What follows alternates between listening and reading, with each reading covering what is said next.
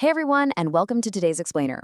If you're joining us, it means you've got a real appreciation for the heavy-duty engineering that literally keeps our global maritime industries afloat. Today, we've got a very specific goal.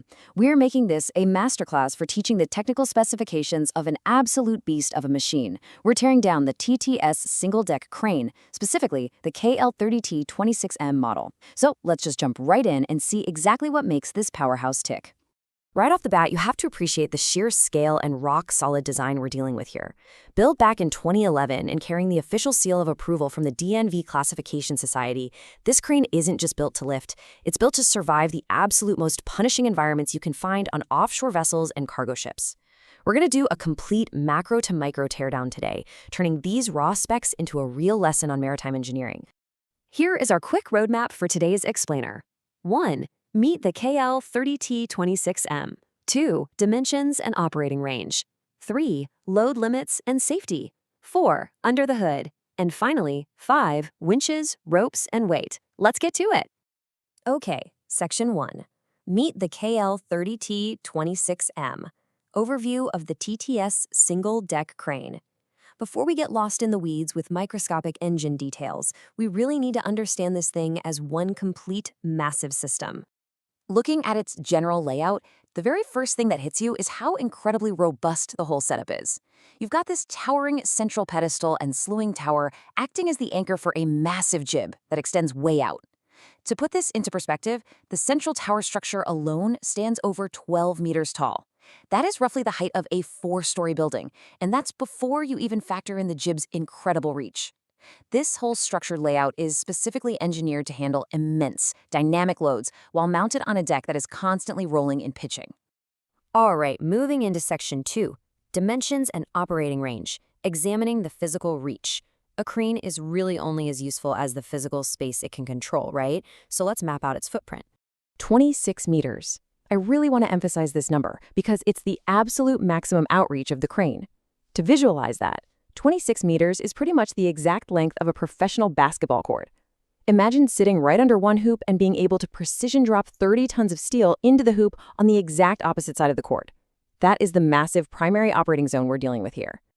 But you know, that 26-meter max is just one piece of the puzzle. The crane can pull that massive jib all the way in to a minimum outreach of just 3.6 meters. And when it points straight up, it hits a maximum lifting height of 41 meters. It can luff, which is just the industry term for raising or lowering that jib from its absolute maximum to minimum outreach in a staggering 56 seconds. But here is the real kicker for a marine environment. It's environmental tolerances. This crane is rated to do all this work safely, even if the ship is pitching forward or back by up to 2 degrees, or heeling, rolling side to side, by up to 5 degrees. Oh, and it handles all this in temperatures ranging from a freezing -20 all the way up to a scorching 45 degrees Celsius. Which brings us to Section 3, Load Limits and Safety, Capacity and Safety Mechanisms. Because when you're teaching heavy machinery specs, knowing what a machine absolutely cannot do is just as critical as knowing what it can do. The big takeaway here is that capacity actually changes based on how you're lifting. If you are operating with a standard hook, you get a safe working load of an incredible 30 tons anywhere within that full 3.6 to 26 meter range. But if you swap that out for a grab operation, like if you're scooping up loose bulk materials, the dynamics shift. For grab operations, the safe working load drops down to 24 tons across that exact same range.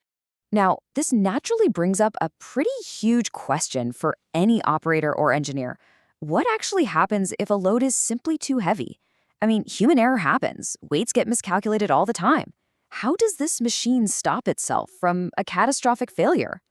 Well, first, that 26-meter maximum outreach we talked about, it is strictly enforced by a physical luffing gear limit switch. It acts as a hard boundary that physically prevents the crane from extending its jib past its stable geometric limits. No cheating the physics here.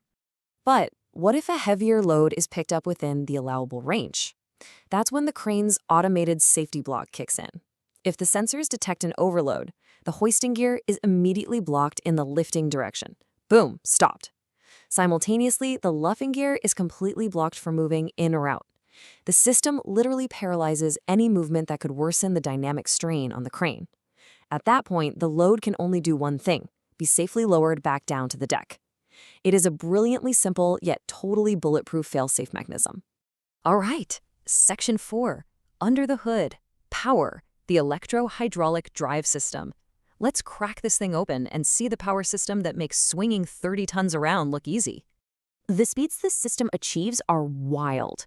The entire massive structure can slew or rotate at 1.27 revolutions per minute, but really focus on those hoisting speeds. When pulling up a full 30-ton load, it's climbing at a brisk 21.2 meters per minute. But the system is incredibly smart. When there's absolutely no load attached, like when you're just retrieving the hook for the next lift, the hydraulic system automatically doubles the hoisting speed to 43.1 meters per minute. It gets the hook back fast, drastically cutting down cycle times. So where's all the juice coming from? The crane plugs straight into the ship's main power supply, pulling 440 volts at 60 hertz. This feeds into a massive three-phase squirrel cage electric motor packing a nominal rating of 1,600 kilowatts. That electric power then dives into a mechanical splitter gearbox, which is basically the beating heart of the crane. It routes hydraulic power exactly where it's needed, and it's capable of directing a maximum output of 170 kilowatts just to the hoisting gear alone.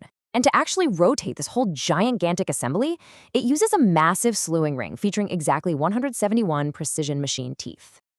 Section 5, Winches, Ropes, and Weight, the lifting mechanics and mass. We've seen the brains and the power. Now let's wrap up with the literal heavy lifting components. When you think about it, the only physical connection between this multi-million-dollar machine and a 30-ton load is just a wire rope. But man, what a rope it is. Both the hoisting and luffing winches use drums that are 630 millimeters in diameter, wrapped with heavy-duty steel ropes and incredibly thick 30 millimeters across. The hoisting rope alone is a staggering 209 meters long, built from rotation-resistant hammered wire that is completely lubricated to fight off sea spray. Its minimum breaking strength tries 763 kilonewtons. That means this rope can withstand far, far more tension than the crane's motors could ever physically generate before snapping. Finally, let's talk about the dead weight of the crane itself. The mass is heavily concentrated, with the entire rig weighing an unbelievable 37,270 kilograms. That is over 37 metric tons.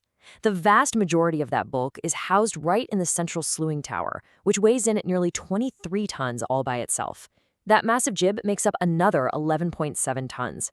Honestly, even just the hoisting rope by itself is incredibly heavy, weighing 880 kilograms. Which leaves us with this final, kind of mind-blowing thought.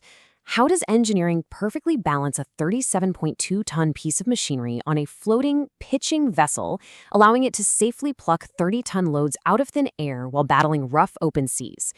It's just a brilliant testament to the uncompromising precision of naval architecture, hydraulics, and those limit switch safety systems we unpacked today.